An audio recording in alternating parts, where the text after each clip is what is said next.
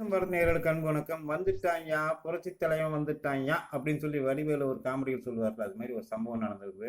இன்னைக்கு திமுகவில் இருக்கிற 90 வயசு நிர்வாகிகள் 20 வயசு முட்டு கொடுக்குற ஊபி வரைக்கும் ஒரே உற்சாகமாக இருக்கிறாங்க. ஏன்னா அவருக்கு நான்காம் கலைஞர் வந்துட்டார்.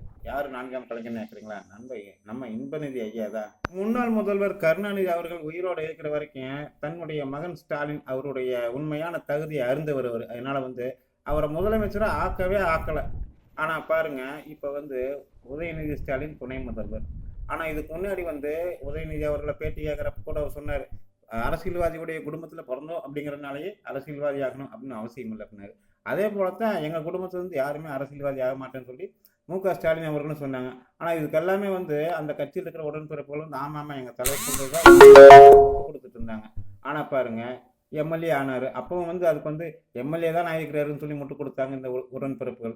ஆனால் அதுக்கப்புறம் துணை முதல்வராக பதவி ஏற்கிறதுக்கு முன்னாடி அமைச்சரானார். அவருக்கு திறமை இருக்குதுங்க, அதனால் அமைச்சராக்கிருக்கிறாங்க அப்படின்னு சொல்லி அதுக்கும் முட்டு கொடுத்தாங்க. ஆனால் பாருங்க, துரைமுருகன் மாதிரி மூத்த, அதாவது திமுக ஆரம்பித்தப்பே மிசா காலத்திலிருந்து கூடவே இருந்த துரைமுருகன் கூட துணை முதல்வராக ஆகலை.